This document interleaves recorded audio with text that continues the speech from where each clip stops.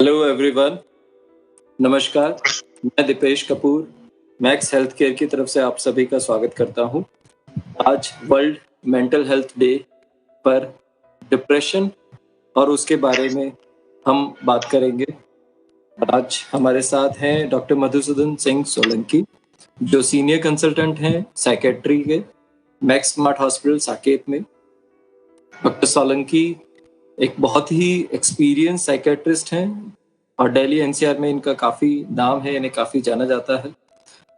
General adult psychiatry हो या integrative psychiatry, de addiction, geriatric mental health, इसमें sir को काफ़ी एक्सपीरियंस है। होलिस्टिक हीलिंग में डॉक्टर मधुसूदन को कई अवार्ड्स मिले हैं। उन्होंने कई रिसर्च पेपर भी पब्लिश किए हैं और कई ऐसे चैप्टर्स, कंटेंट इन्होंने डेवलप किए हैं जो नए साइकेट्रिस्ट रेफर करते हैं अपनी पढ़ाई के दौरान। मैं सर से रिक्वेस्ट करता हूँ कि सर हमें इस वेबिनार से संबोधित करें एंड आज वर्ल्ड मेंटल हेल्थ डे पे कुछ बताएं। Sir, over to you. Thank you Deepesh. नमस्कार सभी को, नमस्कार and thank you Deepesh for the kind words and introduction. I welcome you all again on this webinar today on World Mental Health Day, and today we are talking about depression. In this pandemic, this current situation that's going on in our country and around the world, it's a very stressful situation. So depression becomes all the more a pertinent topic, an important topic to talk about because of the stress. Many people are bound to go into depression.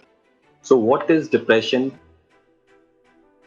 क्या है depression, कैसे उसे समझें, कैसे पहचानें, क्या उसका इलाज है, किसी इंसान को डिप्रेशन हो तो हम उसकी कैसे मदद कर सकते हैं, हम खुद की मदद कैसे कर सकते हैं जब हमें डिप्रेशन हो, इन सब चीज़ों के बारे में मैं आज बात करूंगा.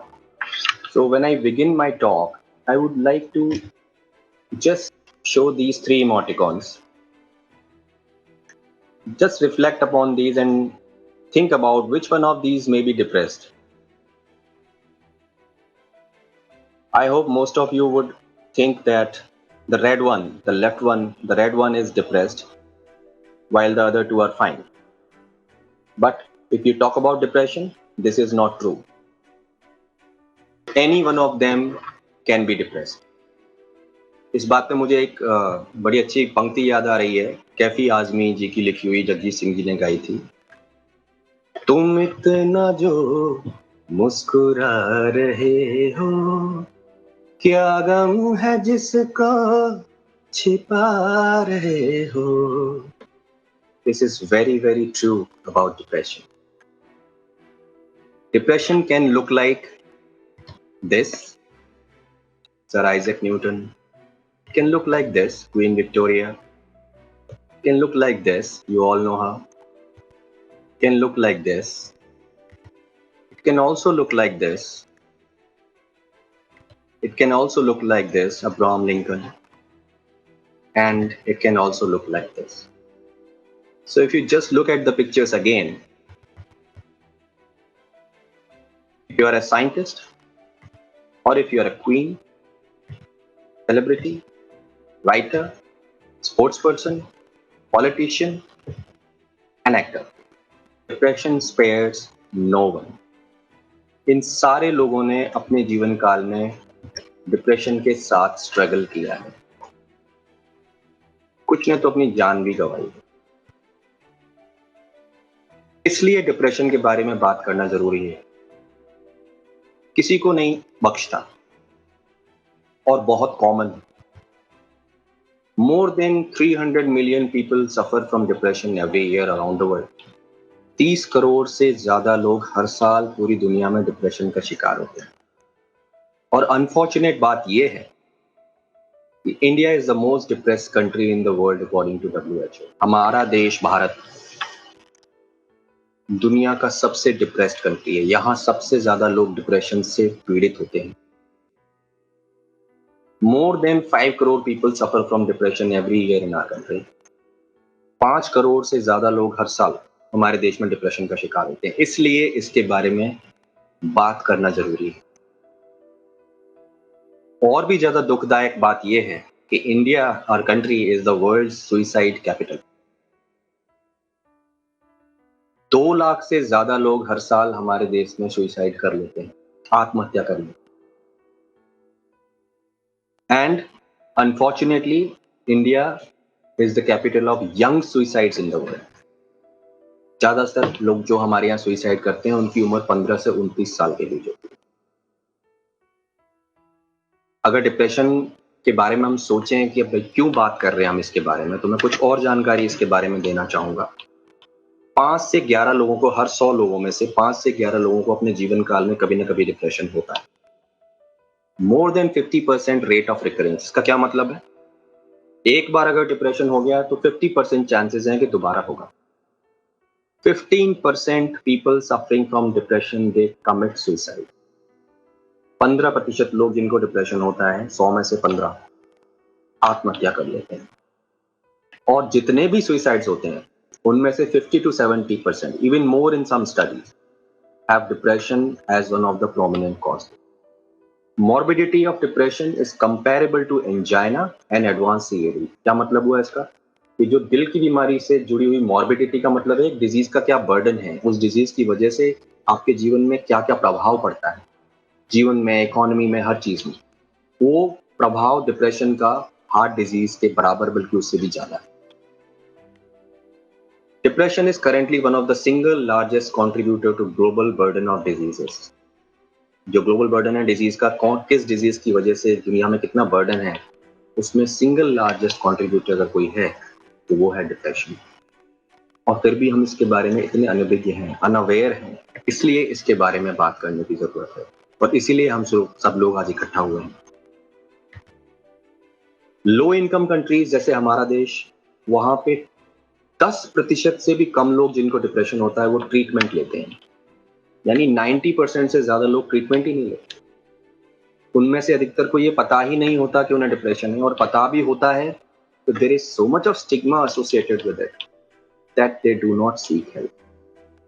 इतने मिथ्स हैं, इतनी भ्रांतियां हैं, इतना स्टिग्मा है कि लोग मदद लेना भी नहीं चाहते, वो साइलेंट सफर करते रहते हैं। Even in developed countries, USA and Europe, only 30 to 50% of people suffering from depression, they seek help. Rest do not. That is why we need to talk about it, and that's why we are gathered here. Now I have told you about how depression contributes to suicide, but there are other things also which happen because of depression, जिसको हम कहते हैं hidden cost of depression. Substance abuse, यानी कि नशे की आदत। The people who are depressed are more likely to indulge into substance abuse. Dysfunctional family, यानी family environment का बिगड़ जाना। When you are depressed, your relationships are affected और उसकी वजह से family environment disturb हो जाता है। Accidents, when you are depressed, you are more prone for accidents.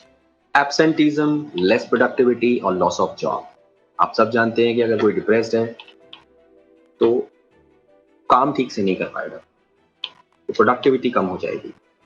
Negative quality of life, overall quality of life ही नेगेटिव हो जाती है। This is the hidden cost of depression.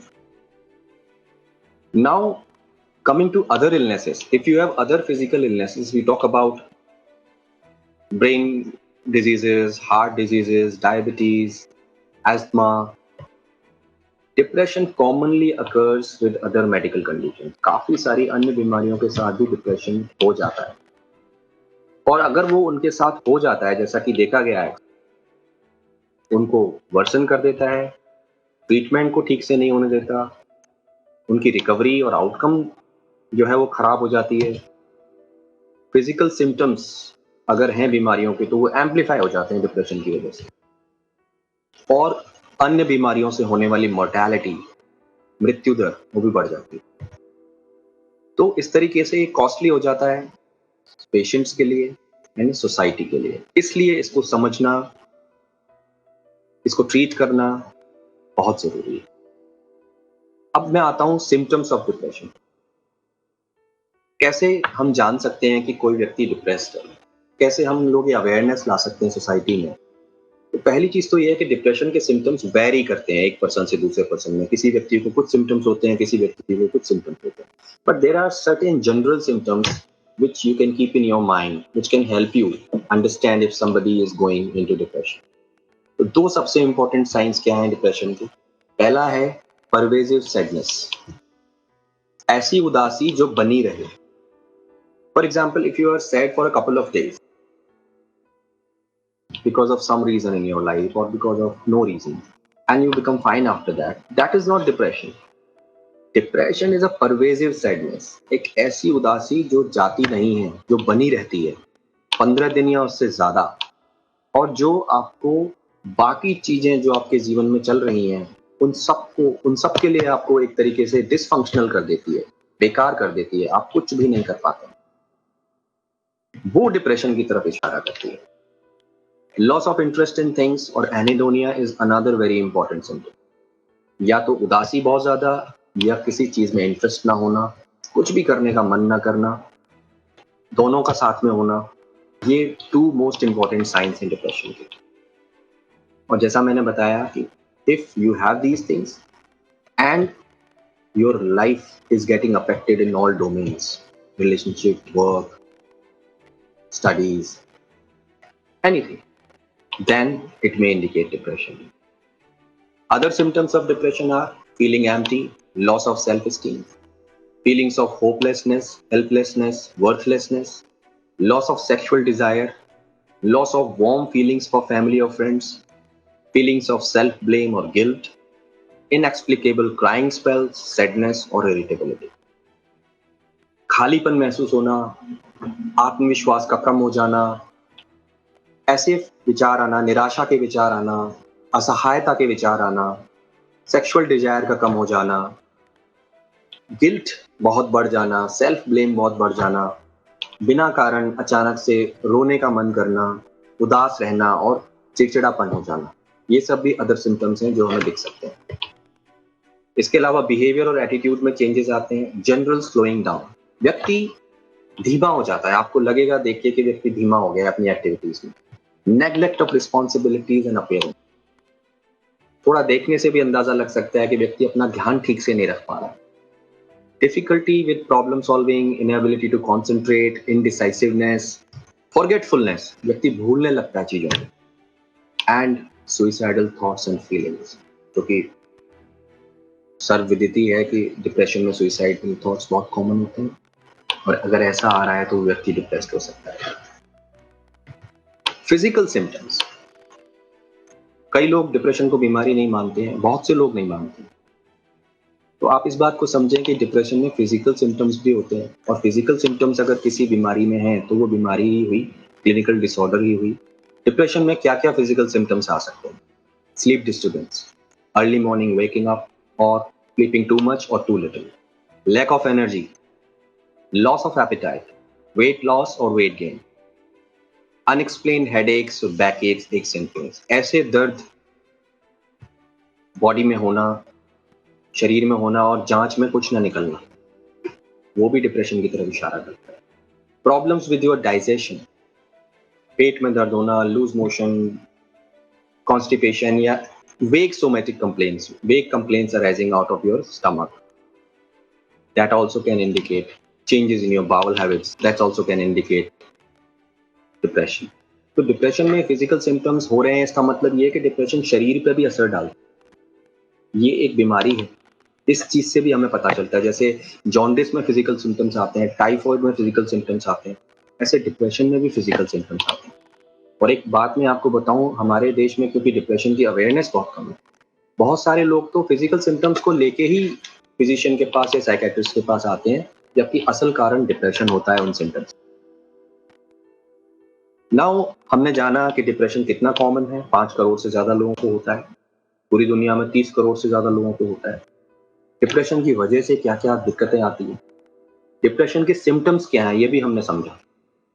अब हम जानेंगे डिप्रेशन के टाइप्स क्या हैं, common types of depression.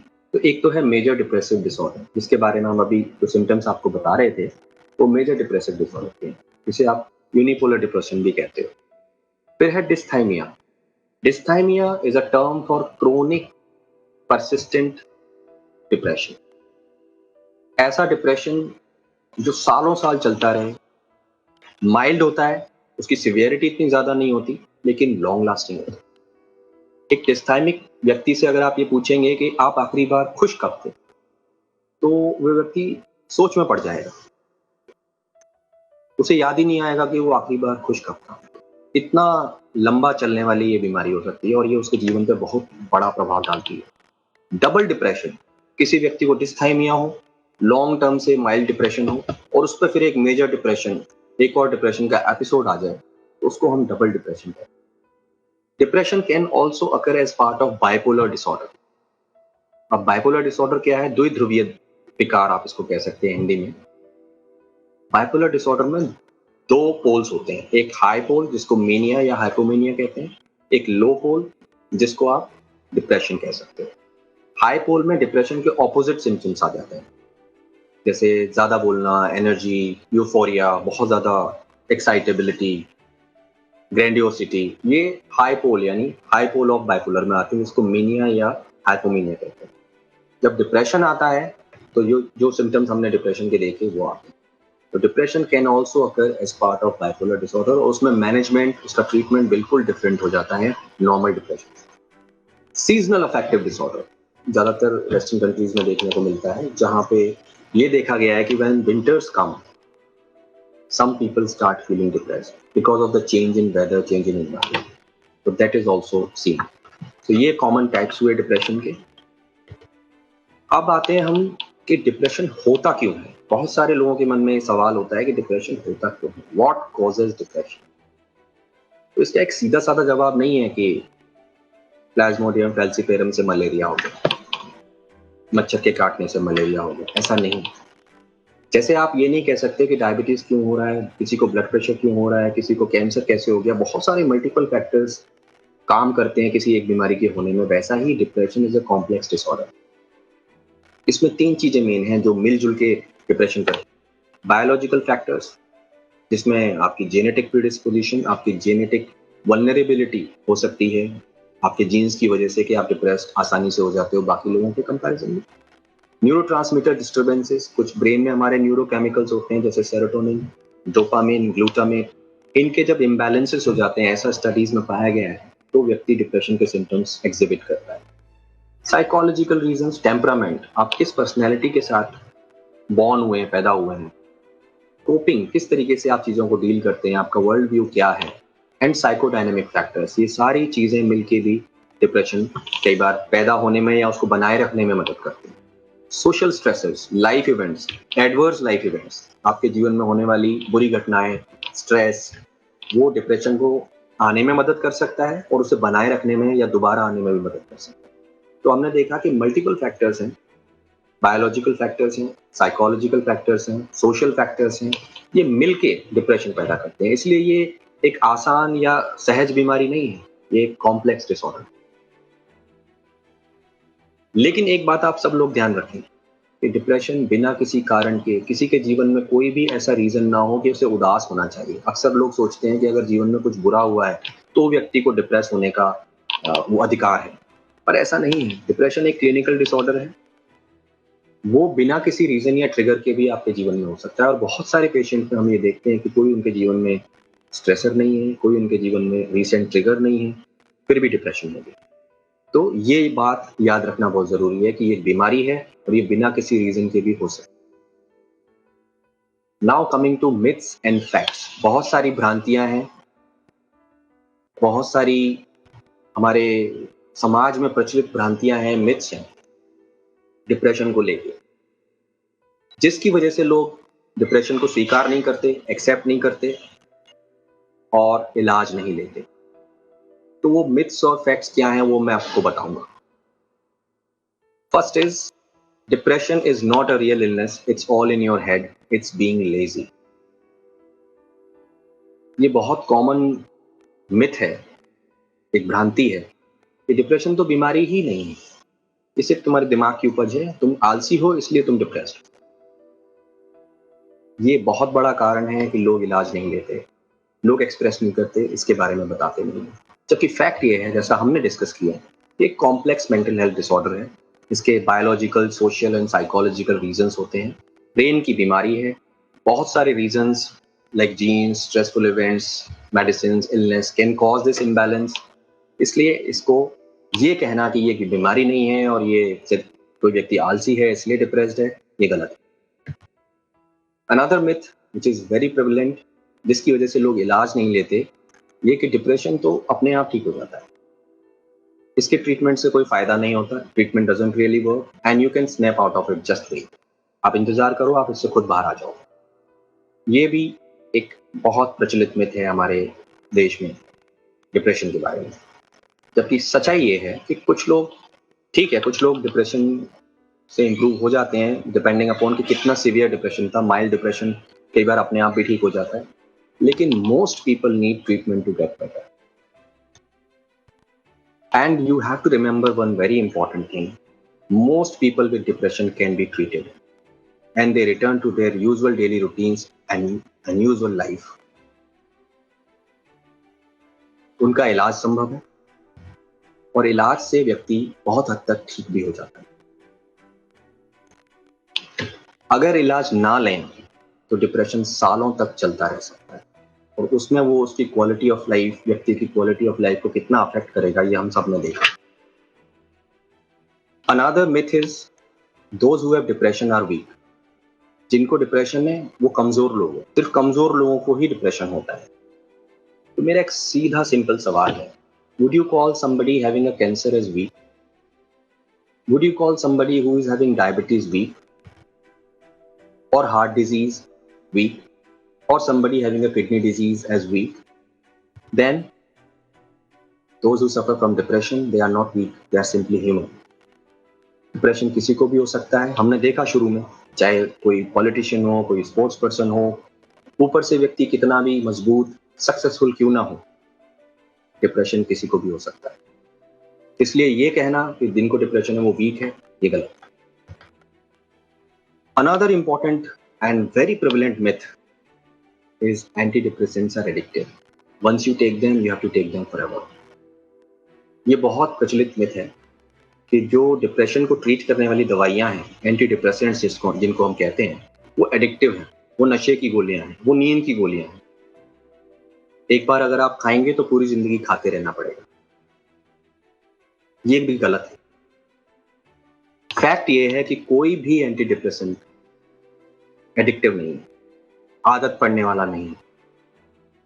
Problem ये है कि कुछ स्लीपिंग पिल्स आर एडिक्टिव और लोगों ने ये समझ लिया है कि सारे एंटी डिप्रेसेंट स्लीपिंग पिल्स हैं, जबकि ऐसा नहीं है। ड्यूरेशन जो ट्रीटमेंट का है डिप्रेशन में, वो डिपेंड करेगा कि आपकी सिवियरिटी कितनी है डिप्रेशन की। मान लीजिए सिवियरिटी ज्यादा है, बार बार डिप्रेशन हो रहा है, तो लंबे समय तक दवाई लेनी पड़ सकती है। इसका मतलब ये नहीं कि व्यक्ति उन पे एडिक्टेड हो गया है दवाइयों से। For example, if somebody is taking medication for diabetes for 15 years or 25 years or 30 years, would you call that person addicted to diabetes medicines? Would you call somebody who's taking thyroid medication as addicted to being on thyroid medication? Would you call somebody who is on antihypertensives or blood pressure medicines कि भाई आप blood pressure की medicine ले रहे हो, आप addicted हो गए हो उनसे?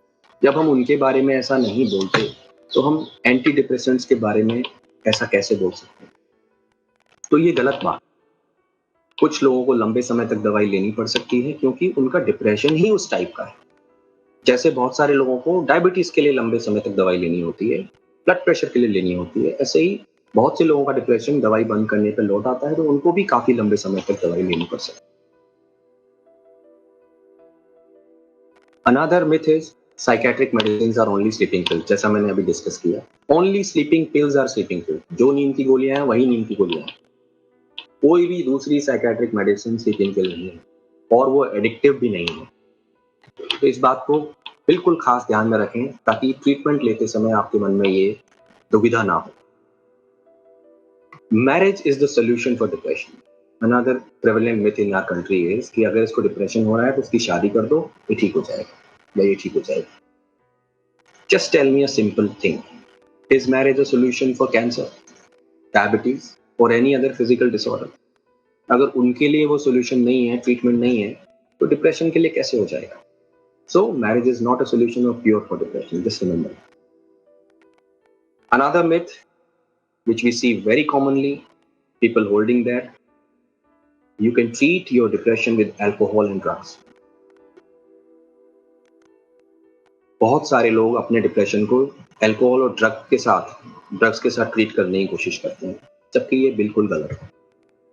फैक्ट ये है कि alcohol and drugs can make your depression verse.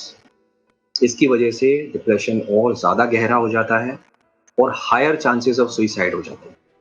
जो लोग डिप्रेस्ड होते हैं और अल्कोहल और ड्रग्स लेते हैं वो ज़्यादा सुइसाइड करते हैं. तो ये एक मिथ है कि डिप्रेशन को अल्कोहल या ड्रग से ठीक किया जा सकता है. Now coming to the point, is depression treatable? क्या इसका इलाज संभव है? बिल्कुल.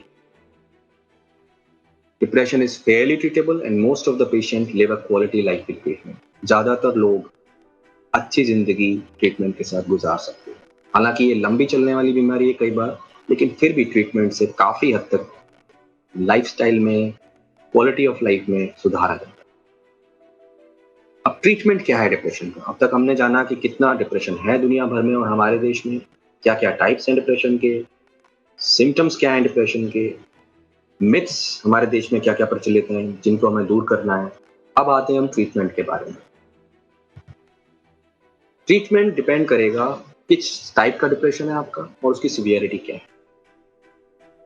It depends upon type of depression as well as its severity. Type of depression भी डिस्कस्ड, बाइपोलर भी हो सकता है, डबल डिप्रेशन भी हो सकता है, सीजनल अफेक्टिव डिसऑर्डर हो सकता है.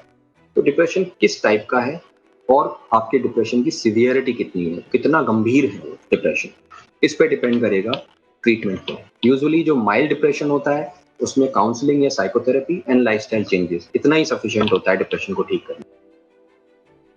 अगर मॉडरेट टू सिवियर डिप्रेशन है तो medication and counselling in combination is the treatment of choice. तो आप देख रहे हैं कि सिर्फ ये नहीं है कि डिप्रेशन है तो दवाई ले लो, ऐसा नहीं है. डिप्रेशन मॉडरेट टू सिवियर है तो ही दवाई की जरूरत होती है या काउंसलिंग और कॉम्बिनेशन की. माइल्ड डिप्रेशन लाइफस्टाइल चेंजेस से या बातचीत करने से या साइकोथेरेपी से ठीक हो सकता है, लेकिन हर एक डिप्रेशन इससे ठीक नहीं होगा. तो ट्रीटमेंट डिपेंड करेगा किस तरीके का डिप्रेशन है और उसकी सिवियरिटी कितनी है. अगर आपको या आपके आसपास किसी को डिप्रेशन के सिम्टम्स दिखाई दें तो आप क्या करेंगे? अब मैं इस बात के बारे में बात करूंगा. इंपॉर्टेंट है टेकिंग एक्शन. क्या एक्शन आपको लेना है? अगर आपको लगता है कि आप डिप्रेस्ड हैं, if you feel you are depressed, talk. The most important thing to do if you feel you have depression, symptoms of depression, talk about it. Do not suppress your depression. इसके बारे में आप बात करें, किसी friend से बात करें, फैमिली मेंबर से बात करें, कॉलीग से बात करें, प्रोफेशनल हेल्प लें, काउंसलर से बात करें, अपने फिजिशियन से बात करें या साइकियाट्रिस्ट से बात करें, लेकिन बात करें इसकी. Do not hide your depression. Do not suppress your depression. Talk about it. It's a real disorder. It's need to be treated. What to do? अगर डिप्रेशन हो गया है तो फिर क्या करें? अगर आप किसी एपिसोड में हैं अभी, इस दौरान आपको डिप्रेशन चल रहा है, तो क्या करें? तो इसमें सिंपल चीज याद रखने वाली ये है कि अगर आपको कोई और बीमारी है, मान लीजिए अभी आपको जॉन्डिस हो रहा है या आपको कोई और क्रोनिक इलनेस है, तो आप क्या करते हैं? आप अपने से उम्मीदें थोड़ी कम कर देते हैं कि जब मैं ठीक हो जाऊंगा तब बाकी काम करूंगा. यही चीज, यही अप्रोच हमें डिप्रेशन के साथ भी रखनी है. Don't expect too much of yourself until your energy and mood improves. अपने आप को एक ब्रेक दीजिए, हो सके तो कुछ एक्सरसाइज कीजिए, लेकिन एक्स्ट्रा स्ट्रेस और बिग चेंजेस जो अपनी लाइफ में उनको अवॉइड करिए जब तक कि वो एपिसोड चला ना जाए. नहीं तो वो आप कुछ कर नहीं पाएंगे because of the depression and you will blame yourself. और जैसे ही गिल्ट और सेल्फ ब्लेम आएगा, डिप्रेशन और बढ़ जाएगा. इससे आपकी रिकवरी भी स्लो हो जाएगी. अल्कोहल या ड्रग यूज ना करें. थोड़ा बहुत फिजिकल एक्सरसाइज करें या योगा या प्राणायाम से भी मदद मिलती है. प्रॉपर वेल बैलेंस डाइट खाने की कोशिश करें. रेगुलर स्लीप पैटर्न रखें, ना ज्यादा सोएं ना कम. एडिक्वेट स्लीप लें 6 to 8 आवर्स की.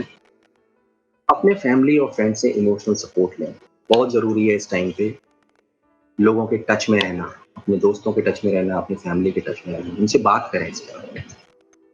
अपनी ज़िंदगी में जो मीनिंगफुल है, पॉजिटिव है, उस पे ध्यान दें। अपने शेड्यूल को मॉडिफाई करें। छोटे रियलिस्टिक गोल्स रखें ताकि आपके ऊपर एक्स्ट्रा स्ट्रेस ना आए जब तक कि डिप्रेशन का एपिसोड चला ना जाए।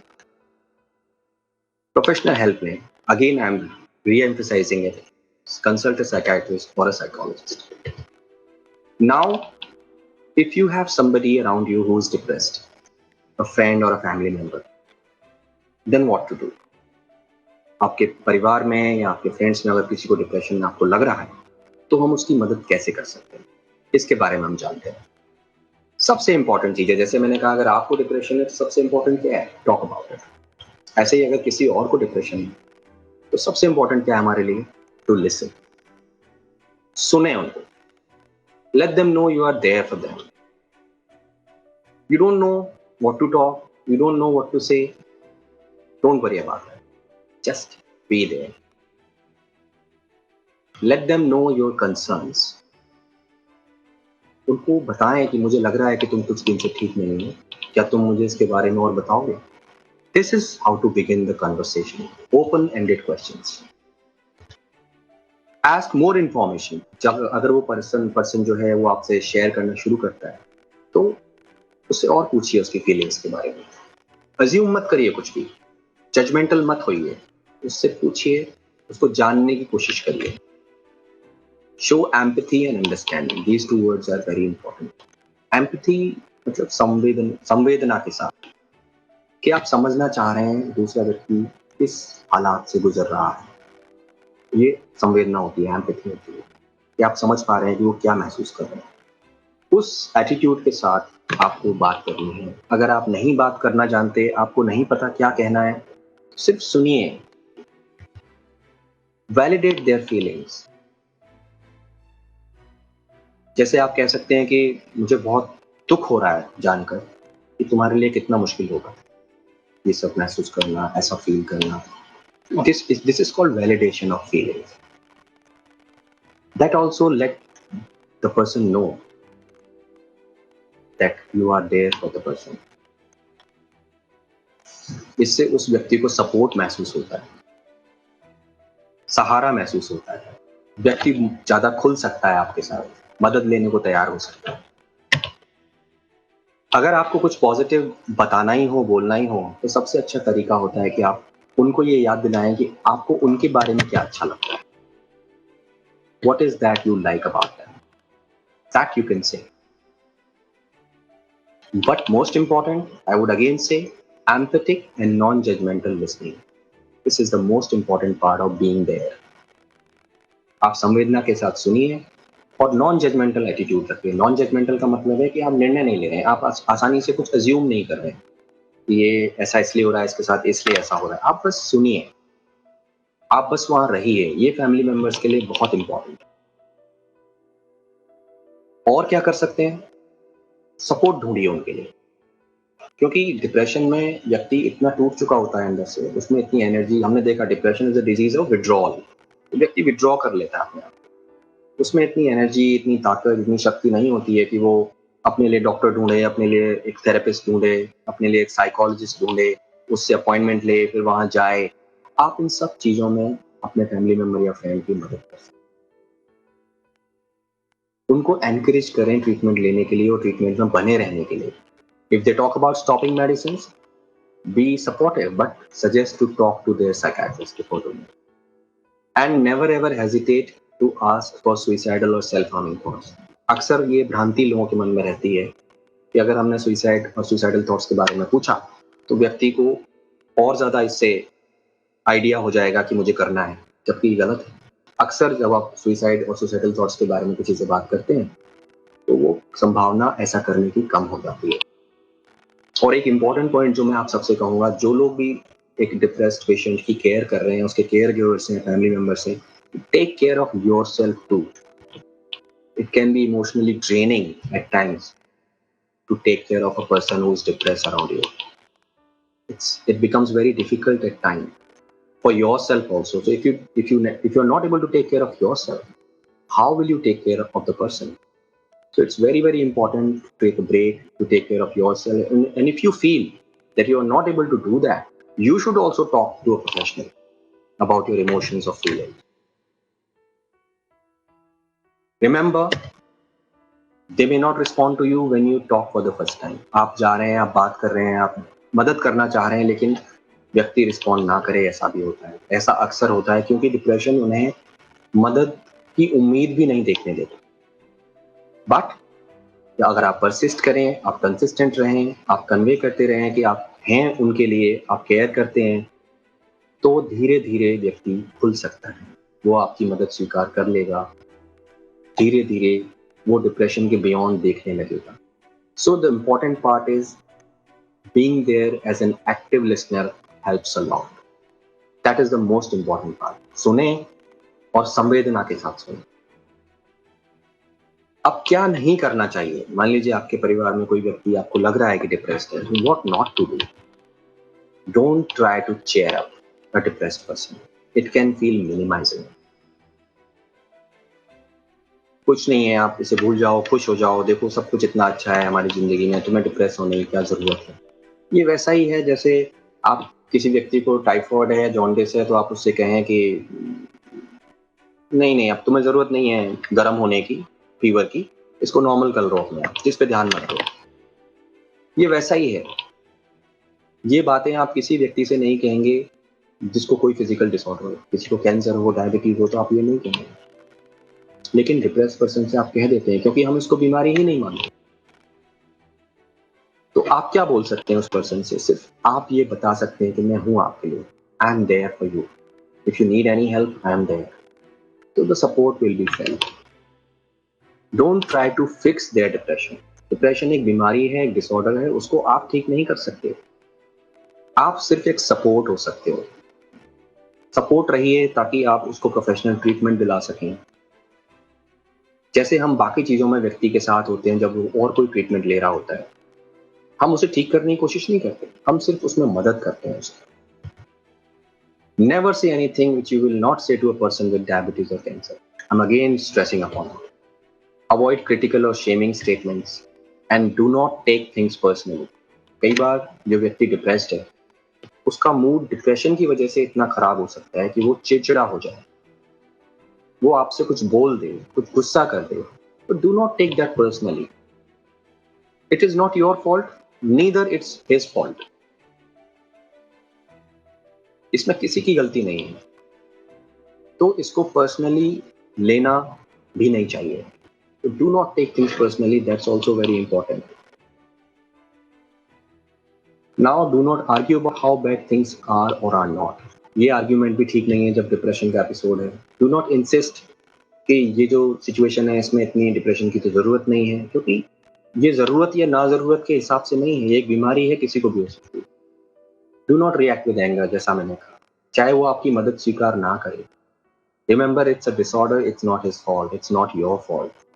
It's very very important to remember. और क्या एक इंपॉर्टेंट चीज है जो नहीं करनी चाहिए? Do not advise. Usually we have a tendency, if somebody is depressed, we will go and say, थोड़ा एक्सरसाइज किया करो, थोड़ा अच्छे से खाया पिया करो, योगा प्राणायाम करो, ये ठीक हो जाएगा। डिप्रेशन करने ही नहीं देता ये सब। जब एक व्यक्ति डिप्रेस्ड है, उस टाइम पे ये एडवाइस उसको और तोड़ देती है, क्योंकि वो जानबूझ के ऐसा नहीं कर रहा है, कर नहीं पा रहा है डिप्रेशन की वजह से। ये वैसा ही है जैसे किसी को पैरालिसिस हो गई, स्ट्रोक हो गया, एंड यू आर एक्सपेक्टिंग कि यार चलते क्यों नहीं हो आप, थोड़ा चला करो। उससे तो हम ऐसा नहीं कहेंगे। क्यों? क्योंकि वो हमें दिख रही है बीमारी, पर डिप्रेशन दिखता नहीं है। Behind that smile there lies an unspeakable amount of sadness that drowns the person from within. तो उस कंडीशन में जब डिप्रेशन का एपिसोड चल रहा है, a person may not be able to follow what you are saying, so it's better not to advise. Just being there as a listener will help. आप invite कर सकते हो वॉक के लिए, कुछ और साथ में करने के लिए, लेकिन दिमाग में ये भी रखें कि शायद ये नहीं कर पाएगा या नहीं कर पाएगी, बिकॉज डिप्रेशन उसे करने नहीं देगा। जैसे जैसे डिप्रेशन इंप्रूव होगा, अपने आप वो व्यक्ति आपके साथ वो सारी चीजें करने को तैयार हो जाएगा। और क्या नहीं करना चाहिए? डू नॉट कंपेयर और minimise their experience. Do not confuse depression with normal sadness. जैसा मैंने पहले भी कहा, if you are sad for a couple of days और few days, normal sadness comes and goes. हम सभी कभी ना कभी उदास महसूस करते हैं, तो ठीक हो जाता है। डिप्रेशन ऐसा नहीं है। It's a pervasive sadness that doesn't leave you, it remains. अगर आपको कभी डिप्रेशन नहीं हुआ है तो कभी ये मत बोलिए कि मुझे पता है आपको कैसा फील हो रहा होगा। We have all been there. It can be much worse, like this. Do not talk like this. It can minimize their experience. उनका जो पेन है उस टाइम वो रियल पेन है. Just validate the feeling of pain. अगर आपसे कुछ भी नहीं हो पा रहा है तो सिंपल एक चीज याद रखिए कि मुझे नहीं समझ आ रहा मैं आपकी कैसे मदद करूं, लेकिन मैं आपके लिए हूं. I'm there for you. Just these two sentences. Nothing more. If you do not know how to talk, what to say, just remember this. कि हम ये तो एक्सेप्ट कर सकते हैं कि हम नहीं समझ पा रहे हैं कि आप किस चीज से गुजर रहे हो, लेकिन मैं हूं आपके लिए.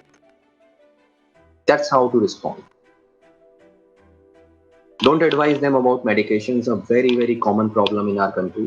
हर व्यक्ति आएगा और मेडिकेशन या ट्रीटमेंट के बारे में अपनी राय देके चला जाएगा. आप व्यक्ति पे जिसको डिप्रेशन है और उसके ट्रीटिंग साइकियाट्रिस्ट पे ये और उसके साइकोलॉजिस्ट पे ये छोड़ दीजिए कि उसको कैसे ट्रीटमेंट लेना. मेडिसिन लेना नहीं लेना उसकी पर्सनल चॉइस हो सकती है और उसके हेल्थ केयर की गाइडलाइन भी हो सकती है कि इस सिचुएशन में मेडिसिन हेल्प करेगी या नहीं करेगी. ये डिसीजन आप उन पे छोड़ दीजिए. ये याद रखिए कि अगर आपके कहने की वजह से किसी ने ट्रीटमेंट स्टॉप कर दिया तो उसके सीरियस कॉन्सिक्वेंस हो सकते हैं, सुइसाइड जैसे भी. तो इसको लाइटली मत लीजिए. अगर आप सुइसाइडल फील करें तो क्या करना चाहिए?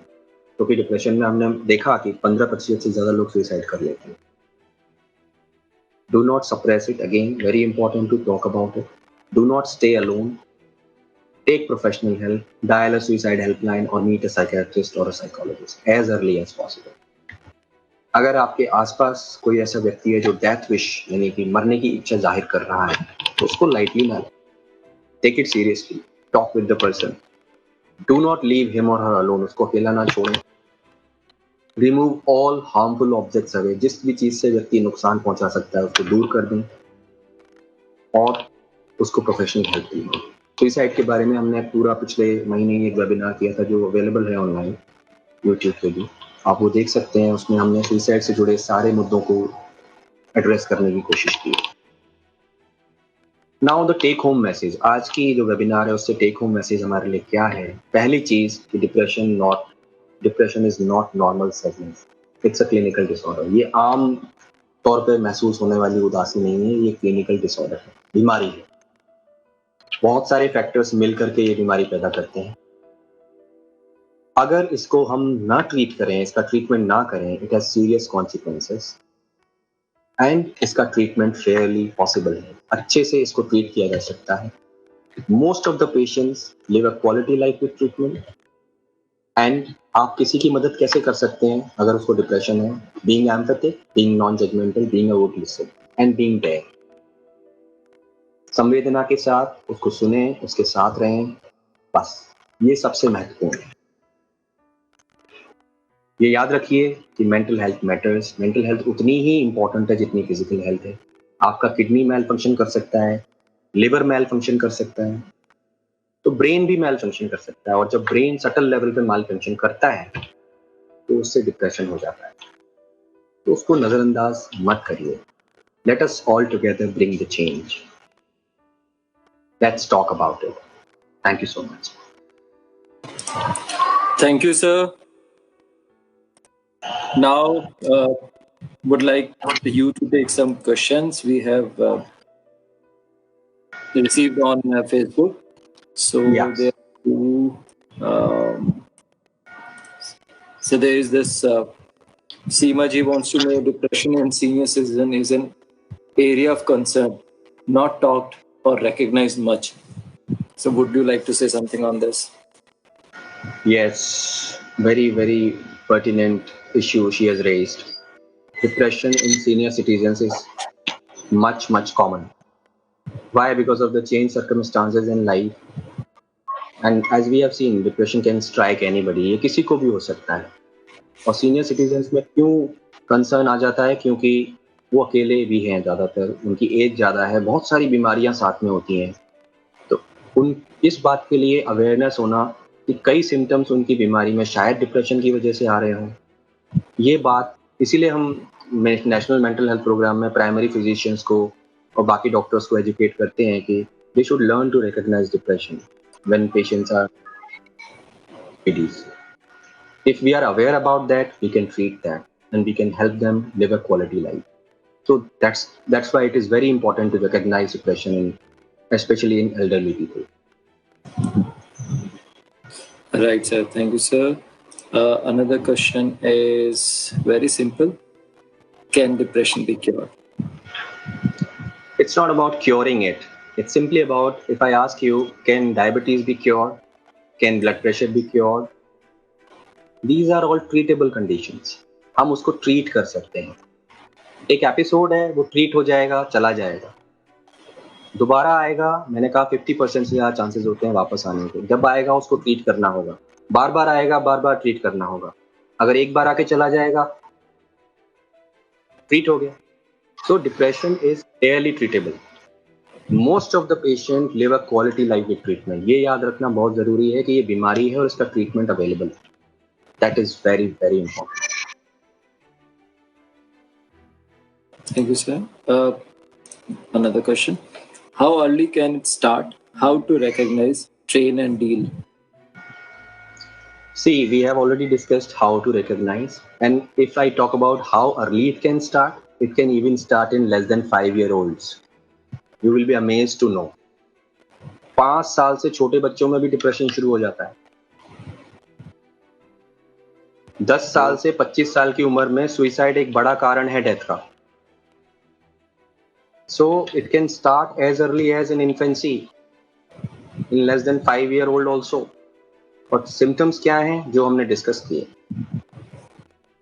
उससे से रिकॉग्नाइज करें. और अगर लगे आपको कि you have it, talk about it to your friends, find out more about it on the internet, talk to your physician about it, and take professional help as early as possible.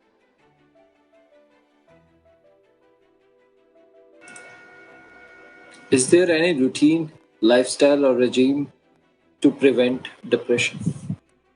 All healthy lifestyle regimes, taking a good diet, nutritious diet, following a routine, having good sleep, taking exercise, doing some yoga and pranayama, inculcating hobbies, connecting to your spiritual side, investing in your relationships, everything helps in preventing depression.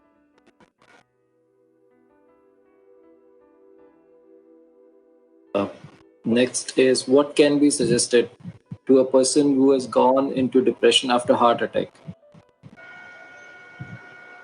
Very, very important question. See, more than 50% of people who have had a heart attack can go into depression. And it has been found in studies that if you have had a heart attack and if you have developed depression after it, there is a greater chance of getting another heart attack. अगर आपको heart attack के बाद depression हो गया तो ज़्यादा chances हैं कि फिर से हार्ट अटैक आ जाए.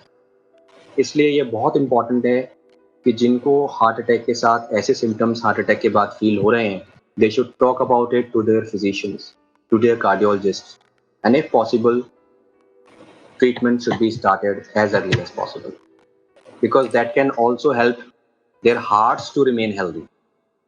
So treating depression will not only help them in mentally, they will also help their cardiac health. Right, sir. Another question which says, how long I need to take medicine if I start feeling better or have some good behavioral change? Yes. So see, usually when we treat depression, in 4 to 6 weeks, the medicines, they start showing their effect. So you start feeling better in 1 to 1.5 months, maybe earlier in some cases. But once you feel better, it is recommended to take the medication for at least 6 to 9 months. And then gradually taper it under observation. Because it has been seen कि अगर आप medicine को जल्दी रोक देते हैं, आपने थोड़ा ठीक फील किया और रोक दिया, So there are 80% chances that within a year again you will have another episode. So the treatment duration is not to cure the episode, it is to maintain the remission, ताकि दोबारा आने की संभावना कम हो सके. उसके लिए मेंटेनेंस ट्रीटमेंट की जरूरत होती है. अगर आपके दो से ज्यादा एपिसोड हो चुके हैं तो it is highly likely that you will get another episode. So in that case, the duration may be even longer.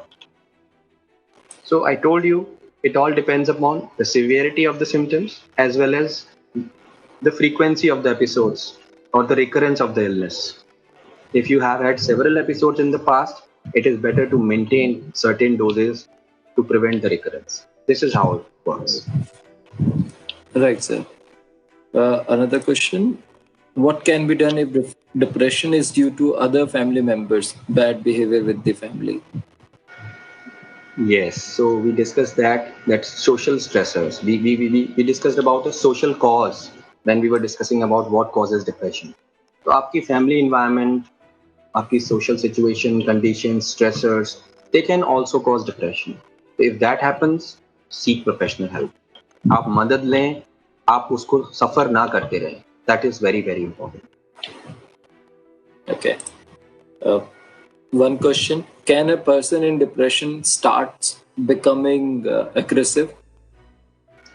Yes, sometimes it is possible because irritability is a symptom of depression, and at times there is one type of depression we call agitated depression, in which a person can be agitated while being depressed. So that is a possibility. But then it has to be professionally assessed to know whether it is only depression or there is a bipolarity in it or some other disorder. Thank you, sir. Another question. What can be done to see episode doesn't happen again? Yes. So most important is what episode is it? Is it the first episode? Is it the second episode or the third episode?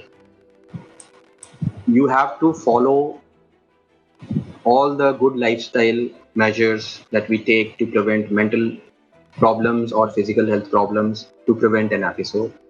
You have to watch yourself for the re-emergence of symptoms, and you have to remain in touch with your therapist or psychiatrist if there is a possibility of another episode coming up, if you have had multiple episodes in past. So following good lifestyle, keeping in mind observing yourself for symptom change is very important to prevent the recurrence or to start the treatment if the recurrence happens as early as possible. Because if you start treatment early during the course of illness, the recovery is faster. आप जल्दी recover कर जाओ. So that's also very important. Right, sir. Sir, I guess you can see this on your screen. Please convey, Mr. Biprajit is saying, please convey my thanks to sir. He gave me a second life and I will always be grateful to him. Okay. Yes, I can see that. Thank you, Biprajit. Thank you so much. God bless you. So one question, does depression becomes worse at night? See, sometimes depression varies. The kind of sadness you feel in depression, it varies. But if it is biological depression, mostly people are sad in the morning or the early morning. They are waking up early and then they are feeling the most sad in the morning. But then some people also feel sad in the evening or at night. So yes, it varies at times. Okay. Another question, can mood swings in a day can be categorized as depression? Mood swings in a day cannot be categorized as depression, but they may be indicating some other problem, maybe an underlying personality disorder or any other disorder. If the mood swings are hampering your life in any way, they are making your relationships suffer or the person's daily routine suffer, then you should seek professional help to find out why the mood swings are happening in the first place. I guess, sir, this is the last question. Depression with substance abuse, how to proceed? Very important question. You know, almost 1/3 of people who are suffering from depression, they have problem with alcohol use or other drug use. And coexisting alcohol use or drug use with depression worsens the prognosis. So if you have depression, with substance abuse, we have to treat both the things. That is the way to. The substance use has to be addressed and the depression has to be addressed. That's how it goes. Okay, sir. And there is one request, which is you may sing the song "Muh ki baat sune har koi," the one you said in the sing in Hard Day wala program. Sir. Right. Will do, Nandini. Thank you so much for the request. So, sir, I'll this just was sing it. Yeah. Yes. We'll finish it with this. मुंह की बातें सुने हर कोई, दिल के दर्द को जाने कौन, आवाजों के बाजारों में खामोशी पहचाने कौन, मुंह की बात सुने हर कोई. Thank you so much. Thank you, sir. And I guess everyone must have got some benefit out of this happy life. And that's it, sir. So good. Thank you. And I really thank everybody again for joining us in this webinar. God bless you all. Take care of your mental health, take care of your physical health, and live a good life. Thank you so much. Thank you, sir. I'll be ending this live now. Thank you, Dipesh. Thank you so much.